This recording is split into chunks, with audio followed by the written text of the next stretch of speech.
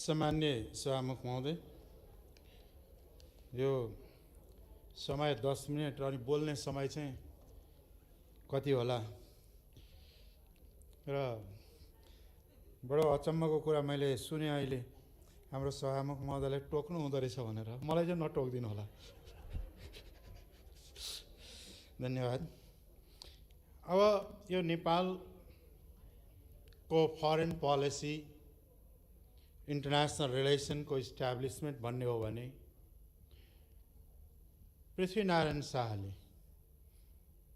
बाटो देखाउनुहुन्छ कि नेपाल दुईटा ठुला मुलुकहरू, भारत, त्यति बेला हिन्दुस्तान भन्ने चलन थियो, र चीनको बीचमा दुवै देशसँग जति असल सम्बन्ध राख्न सक्यो त्यति नै नेपालको सुरक्षा र हित हुन्छ भनेको वास्तवमा भन्ने हो भने नेपालको फरेन रिलेसनको कोर भ्यालु नै छ। त्यसकारणले हामीले हाम्रा छिमेकीहरूसँगको असल सम्बन्ध पनि छ, त्यसलाई कुनै पनि किसिमले असर पर्न नदिने गरी हाम्रा समस्याहरू, द्विपक्षीय समस्याहरूलाई वार्ताद्वारा, कुशल वार्ताद्वारा हल गर्नुपर्दछ। तर विगतमा केही दुर्घटनाहरू भनौँ या कूटनीतिक असफलताहरू देखिएका छन्। नेपाल ईस्ट इन्डिया कम्पनी वार 1814-15 तिर भएको र 15 मा सही भएर 4 मार्च 1816 मा नेपालले अनुमोदन गरेको, त्यसलाई सोली सन्धि भन्छ। त्यो अत्यन्त अपमानजनक थियो। एउटा अपमानजनक के भने नेपालकोले ठुलो भूभाग गुमाउनु पर्यो।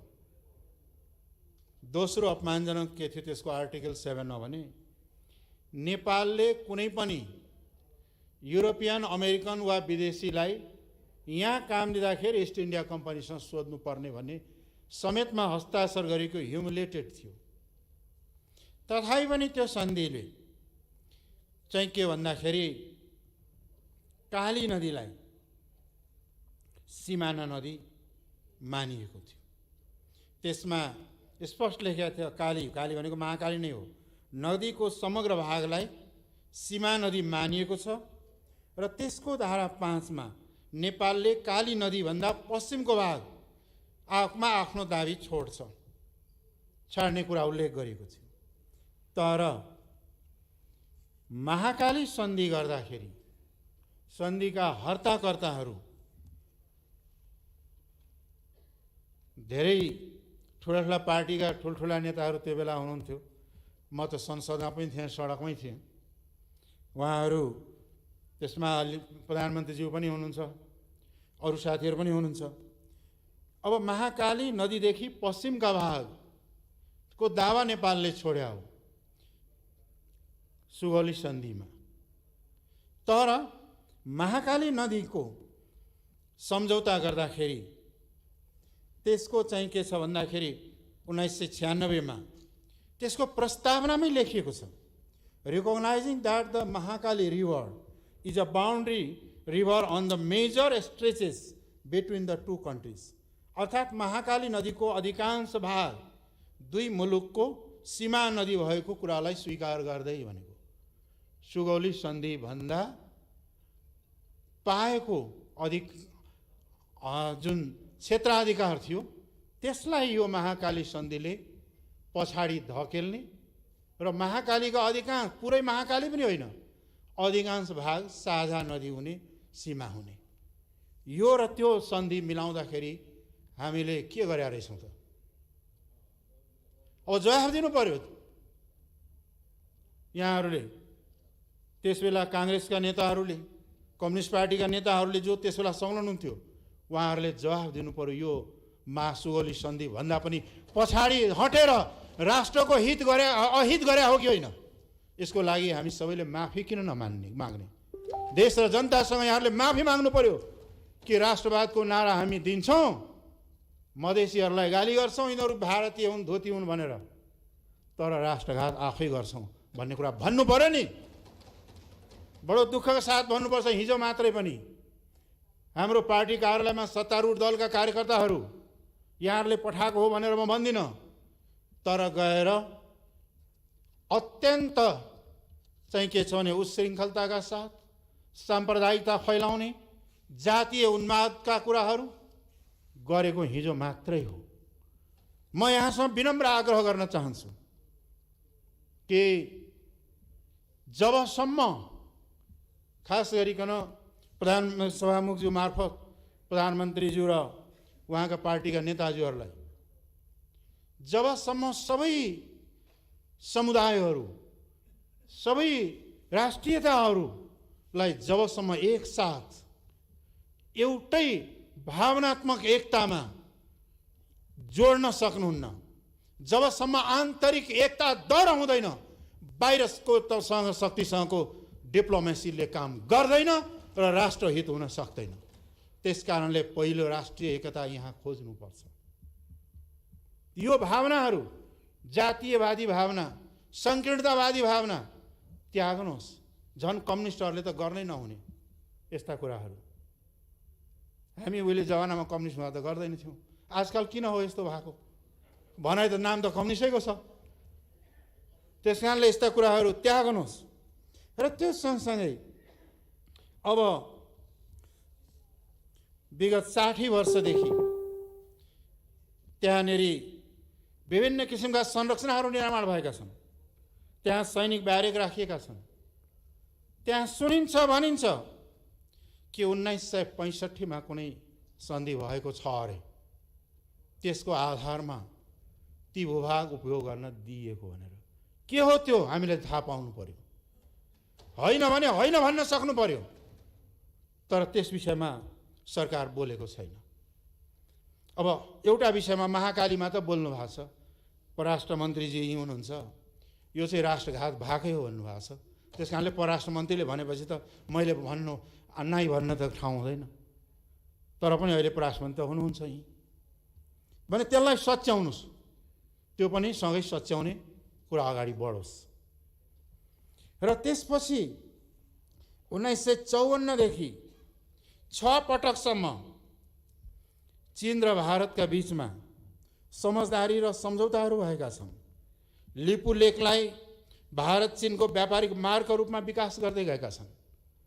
त्यस विषयमा 54 देखि 6 पटकसम्म हुँदाखेरि त्यतिसम्म सरकारमा को थिए, कसको नेतृत्वमा सरकार थिए, किन ध्यान दिएन? एउटा गम्भीर प्रश्न आउँछ। र त्यो सँगसँगै यो भूभाग, यो दुई भूभागहरू नेपालको करिब करिब सीमाङ्कनका कार्यहरू लगभग 98% सीमाङ्कन गर्ने कार्य सम्पन्न भएको छ। र दुईटा पोइन्ट खास गरिकन महाकाली र सुस्ताको त्यसलाई टुङ्ग्याउन बाँकी रहेको छ। र यी क्षेत्रहरू चाहिँ के छ भन्दाखेरि यी क्षेत्रहरू विवाद रहेको कुरा 2071 मा भारतका प्रधानमन्त्री मोदीजी आउँदा जुन जोइन्ट स्टेटमेन्ट र डिक्लेरेसन भएको थियो त्यहाँ चाहिँ के स्वीकार गरिएको कुरा हो। र यसलाई परराष्ट्र सचिव स्तरीय वार्ताद्वारा हल गर्नुपर्छ भनेको थियो। आजसम्म त्यसलाई किन हल गरिएन प्रधानमन्त्रीज्यू? किन हल भएन? जबकि त्यही बेला जोइन्ट स्टेटमेन्टमा आएको हो नि। त्यसको प्रयासहरू किन भएन र त्यो प्रयास कहाँ पुग्यो त्यो पनि चाहिँ के छ भन्दाखेरि जानकारी भएन। त्यसको साथसाथै अर्को पनि ब्लन्डर मिस्टेक भएको छ। अब सर्वोच्च अदालतमा 54 सालमा 1950 को सन्धिको धारा 8 अनुसार यसअघि भएका सबै सन्धिहरू यसद्वारा खारेज हुनेछ भनेर सम्झौता भएको छ। त्यसैलाई आधारमा नि योगी नरहरिनाथ लगायतका व्यक्तिहरूले मुद्दा दिए सर्वोच्चमा। र त्यसपछि खास गरिकन 2054 चैत्र 13 गते प्रधानमन्त्रीको तर्फबाट, परराष्ट्र मन्त्रीको तर्फबाट, परराष्ट्र सचिवको तर्फबाट अदालतलाई दिएको लिखित चाहिँ के छ भन्दाखेरि लिखित दिएको छ। त्यो लिखित दिएको केस कस्तो लिखित दिएको के छ भन्दाखेरि सो सन्धिमा भए गरेका कुराहरू हदसम्म भारत सरकारको तर्फबाट तत्कालीन ब्रिटिस संघसँग भएको सन्धि सम्झौता तथा तत्सम्बन्धित अन्य व्यवस्था खारेज गरिएको हुनाले यो परेन भनेर छ। यस्तो जाली कुरा गरेर त्यो 50 सन्धिले चाहिँ खारेज गर्नु भन्छ। तर यस्तो जाली कुरा दिएर बयान दिएर सरकारको तर्फबाट किन दियो? किन भन्न सकेन कि 1950 को धारा 8 त्यसै गरिकन अनुसार अरू सन्धिहरू खारेज हुन भागी छ भनेर भन्न किन नसकेको? किन नसकेको? त्यसको दोष कसलाई दिने? त्यसै गरिकन सुगौली सन्धिकै कुरा गर्ने हो भने म एउटा रिमाइन्ड गराउन चाहन्छु। सुगौली सन्धि पछि 8 डिसेम्बर 1816 मा अनि 8 डिसेम्बर 1816 मा एउटा मेमोरेन्डम भएको थियो र त्यसलाई 11 डिसेम्बर 1816 मा नेपालले एक्सेप्ट गरेको छ, हस्ताक्षर गरेको छ। त्यो मेमोरेन्डममा त्यहाँ स्पष्ट लेखिएको छ यी तराईका भूभागहरू नेपालले प्राप्त गरेपछि यो शर्तमा दिँदैछ कि त्यहाँका बासिन्दासँग कुनै किसिमको भेदभाव गरिने छैन, कुनै किसिमको उत्पीडनमा पारिने छैन भनेर हस्ताक्षर गरिएको छ। त्यो सन्धिको पालना अबको सरकारले, हिजोको सरकारले त गरेनन्। अबको सरकारले गर्ने कि नगर्ने? अबको सरकारले गर्नुपर्छ। ती सन्धिको पालना किन भएन अहिलेसम्म? त्यसको पनि जवाब त आउनुपर्छ नि, दिनुपर्ने हुन्छ। अर्को कुरा के भन्दाखेरि आन्तरिक राष्ट्रियतालाई बलियो बनाऊ। एउटा भाषा, भेषभाषा, भूषा, संस्कृति चाहिँ गैर राष्ट्रवादी, एउटा चाहिँ राष्ट्रवादी हुने जुन मानसिकता छ यो गलत मानसिकता हो।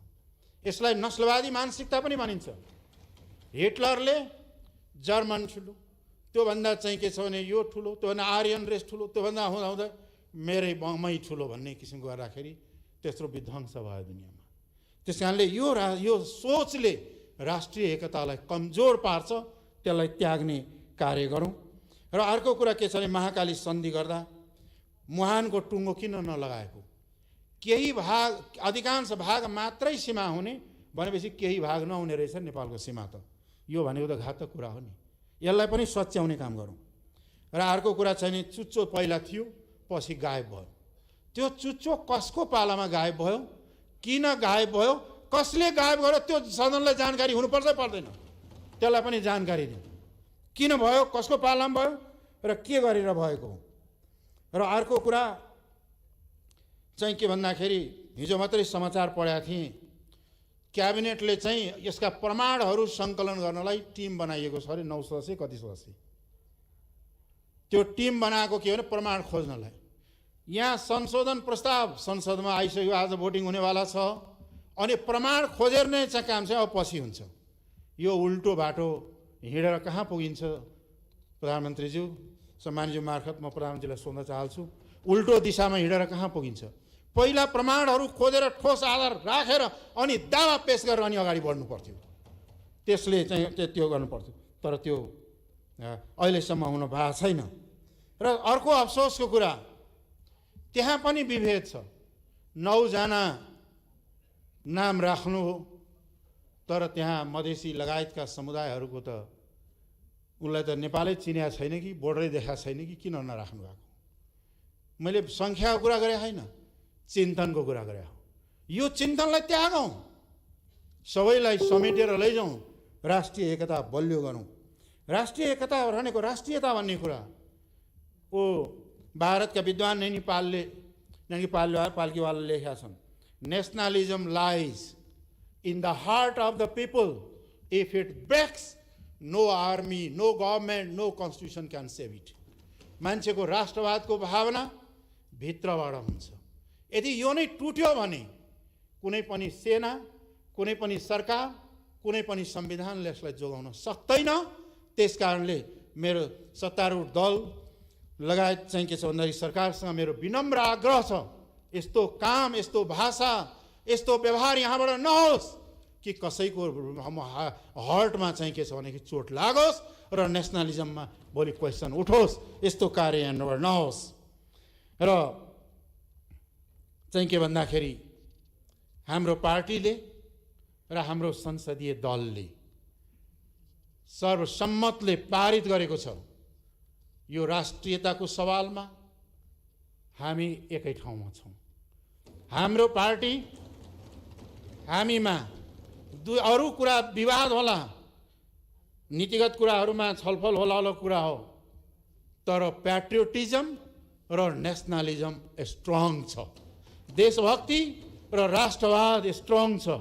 त्यसकारणले हामीले बहुमतले मात्र होइन सर्वसम्मतले यो प्रस्तावलाई पारित गर्ने र यहाँलाई सहयोग गर्ने निर्णय गरेका छौँ। धन्यवाद।